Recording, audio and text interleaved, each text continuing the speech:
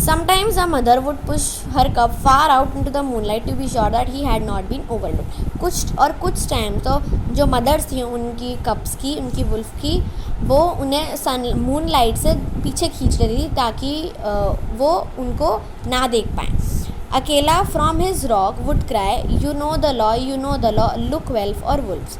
जो अकेला है वो अपने रॉक से चीखता हुआ बोलता कि तुम्हें पता है क्या रूल है, ध्यान से देखो मेरे wolves.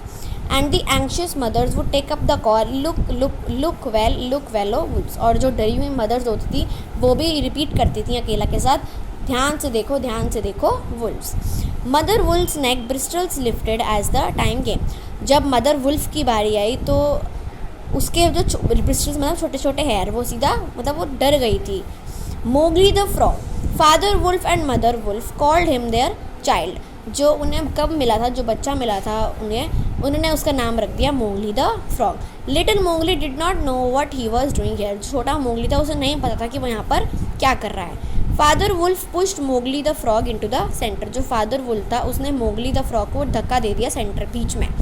Where he sat laughing and playing with some pebbles मतलब पत्थर, that glistered in the moonlight. उसे बीच में धक्का दे दिया था जहाँ पर वो आराम से बैठा हंस रहा है और पत्थरों के साथ खेल रहा है जो कि मूनलाइट में चांद में चमक रहे थे. क्लिस्टन मतलब चमकना. अकेला never raised his head from his pause but went on with the cry, look well.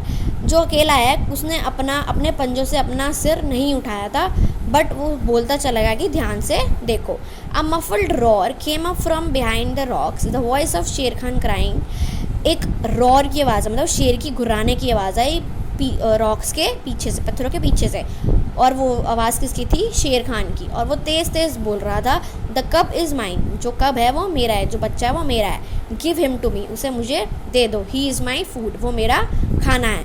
What have the free people to do with a man's cub. तुम्हारे जैसे फ्री पीपल को एक आदमी के बच्चे से क्या काम. जो वुल्फ्स है वो अपने आप को फ्री पीपल बोलते थे. Akela never even twitched his years.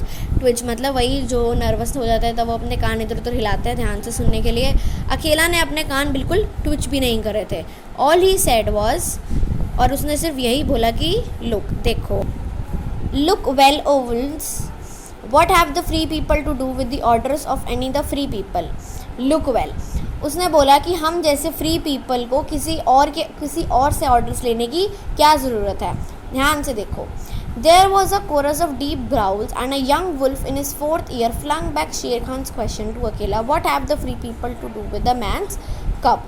इतनी सारी फिर जो भेड़िए जो आवाज़ निकालते हैं, ग्राउल करते हैं, उन्होंने वो किया. और फिर एक छोटा सा जो वुल्फ था अपने 4th ईयर में, जो बिल्कुल 4 साल का था, उसने शेर खान के क्वेश्चन का जवाब दिया कि हम जैसे फ्री पीपल को मैन के कप से क्या करना. उसने एक क्वेश्चन अकेला को बोला. Now the law of jungle lay down that if there is any dispute as to their right of a cup to be accepted by the pack, he must be spoken for by at least 2 members of the pack who are not his mother or father. अब जो जंगल का rule ये था कि अगर कोई भी दिक्कत होती थी हमें कि कोई कब अगर एक्सेप्ट नहीं हो पा रहा है पैक के थ्रू, कि मतलब पैक में अगर हम उसे लेना है या उसे नहीं लेना है, तो जो उसके माँ बाप थे उन दोनों को छोड़ के कम से कम 2 लोगों को और उसके बारे में बोलना होता था. Who speaks for this cup set अकेला बोलता कि कौन इस कप के बारे में बोलता है कि मतलब हम इसे एक्सेप्ट कर ले. Among the free people who speaks, हमारे जो फ्री पीपल हैं उनमें से कौन इसके बारे में बोलता है कि इसे वो एक्सेप्ट कर लें पैक काउंसिल के अंदर. There was no answer and Mother Wolf got ready for what she knew would be her last fight if things came to fighting. किसी ने कोई आंसर नहीं दिया और मदर वुल्फ जो है वो तैयार हो गई थी लड़ने के लिए, क्योंकि उसे पता था कि ये उसकी आखिरी फाइट होगी अगर उसे लड़ना पड़ा तो. The only other creature who was allowed at the pack council was Balu, the sleepy brown bear who taught the wolf cubs the law of the jungle. जो सिर्फ अकेला क्रिएचर था जो अलाउड था पैक काउंसिल में वो था बालू, स्लीपी ब्राउन बियर, जिसको जो छोटे छोटे कब्स होते थे वुल्फ्स के, उन्हें जंगल के रूल्स बताता था. Old Baloo could come and go where he pleased because he ate only nuts and roots and honey. जो ओल्ड बालू था वो कभी भी आ जा सकता था जैसे अपनी मर्ज़ी से, जैसे उसे खुशी मिलती थी, क्योंकि वो सिर्फ नट्स खाता था, रूट्स खाता था और हनी खाता था. Then Baloo came to speak about the man's cub. तो बालू आगे आया उस मैन के कप के बारे में बोलने के लिए। The man's cub he said, I speak for the man's cub. वो कहता है कि मैं मैंस के कप के बारे में बोलता हूँ, जो बच्चा उसके बारे में बोलता हूँ। There is no harm in man's cub. अगर हम आदमी का बच्चा इस ग्रुप में रखें, इस पैक काउंसिल में अलाउ करें, तो इससे हमें क्या ही हार्म होएगा, क्या ही हमें दिक्कत होएगी, हमें क्या नुकसान होएगा इससे। I have no gift of words but I speak the truth. मेरे पास कोई ऐसे वर्ड्स का गिफ्ट नहीं है, मतलब मैं ऐसे कोई बहुत सही बात नहीं बोलता, लेकिन मैं सच बोल रहा हूँ। Let him run with the pack and be entered with the others. वो से बोलते हैं कि इसे पैक में आने दो और औरों के साथ एंटर करने दो। आई माई सेल्फ विल टीच, मैं उसे खुद सिखाऊंगा। When Balu mentioned about the man's cup, Akela said Balu has spoken and he is our teacher for the young cubs. जब बालू ने मैन कप के बारे में बोला तो अकेला बोला कि बालू ने तो बोल दिया है और वो हमारा टीचर है छोटे बच्चों के लिए। तो बालू के अलावा कौन बोलता है? Who speaks besides बालू? If there is anyone to speak about the man's cup can come to speak. और अगर कोई और है जो मैन कप के बारे में बोलना चाहता है, वो आगे आओ। A black shadow dropped down into the circle. It was Bagheera the Black Panther. एक काली परछाई आती है सर्कल के अंदर और वो कौन था? बगीरा, जो the Black Panther. He was inky black all over, but with panther markings showing up in a certain light like the pattern of watered skill. वो सारा बिल्कुल हर जगह से काला ही था और उसके शरीर पे पैंथर जैसी, जो पैंथर एक होता है उसकी जगह उसके शरीर पे मार्क बने हुए थे। एवरीबडी न्यू बगीरा, सब बगीरा को जानते थे। And nobody cared to cross his path, और सबको उससे बहुत ज़्यादा डर लगता था। कोई उसके पाथ के आगे, मतलब कोई उसका रास्ते में नहीं आना चाहता था।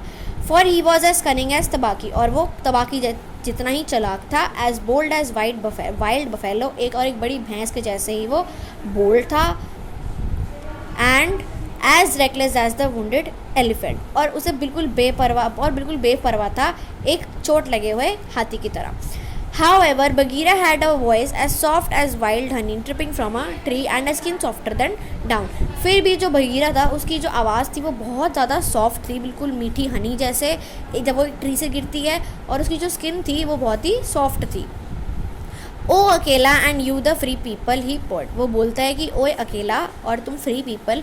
आई have no right in your assembly, मेरा कोई हक नहीं है तुम्हारी असेंबली में। But the law of the jungle says that, but जो रूल है जंगल का वो ये कहता है कि if there is a doubt which is not a killing matter in regard to a new cup, the life of that cup may be bought at a price. अगर हमें कोई दिक्कत है